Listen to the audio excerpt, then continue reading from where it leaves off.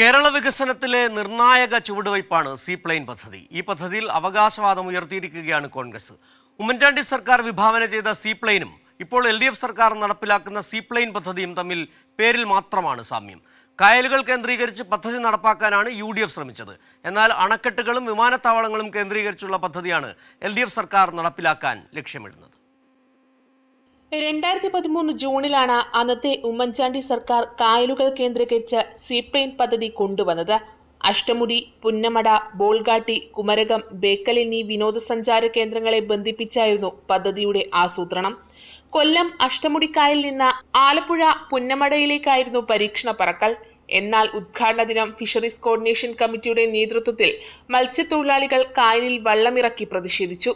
സ്ത്രീകളും കുട്ടികളുമടക്കം വള്ളത്തിൽ കയറി പ്രതിഷേധിക്കുകയും വലയെറിയൽ സമരം നടത്തുകയും ചെയ്തു.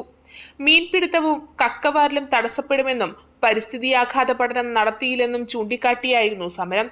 ശേഷം 2014 സീപ്ലെയിൻ പദ്ധതി ആരംഭിക്കുന്നു എന്ന UDF സർക്കാർ പ്രഖ്യാപിച്ചെങ്കിലും അത് നടന്നില്ല. അണക്കെട്ടുകളും വിമാനത്താവളങ്ങളും കേന്ദ്രീകരിച്ചാണ് LDF സർക്കാർ നടപ്പാക്കുന്ന സീപ്ലെയിൻ പദ്ധതി. അണക്കെട്ടുകളും വിമാനത്താവളങ്ങളും കേന്ദ്രീകരിച്ചാണ് LDF സർക്കാർ നടപ്പാക്കുന്ന സീപ്ലെയിൻ പദ്ധതി. ഇതുവഴി മത്സ്യത്തൊഴിലാളികൾ ഉയർത്താനിടയുള്ള എതിർപ്പ് മറികടക്കാൻ കഴിയും. ഡി ഹാവ് ലാൻഡ് കാനഡ കമ്പനിയുടെ 17 സീറ്റുകളുള്ള സീപ്ലെയിനാണ് കൊച്ചിയിൽ കഴിഞ്ഞ ദിവസം എത്തിയത്. പുതിയ പദ്ധതികൾ ആവിഷ്കരിക്കുന്നതിനും ഉദ്ഘാടനം ചെയ്യുന്നതിനുമൊപ്പം അത് വിജയകരമായി മുന്നോട്ട് കൊണ്ടുപോകാനുള്ള പ്രവർത്തനങ്ങളും ഉണ്ടാകുന്നു എന്നതാണ് ഉമ്മൻചാണ്ടി സർക്കാരിൽ നിന്നും പിണറായി വിജയൻ സർക്കാരിനെ വ്യത്യസ്തമാക്കുന്നത്. നടക്കില്ലെന്നു പറഞ്ഞ ദേശീയപാതാ വികസനം, GAIL pipe line, power grid തുടങ്ങിയ പദ്ധതികൾ യാഥാർത്ഥ്യമാക്കാൻ ഇതിനോടകം തന്നെ പിണറായി സർക്കാരിന് കഴിഞ്ഞു. കൈരളി ന്യൂസ്, തിരുവനന്തപുരം.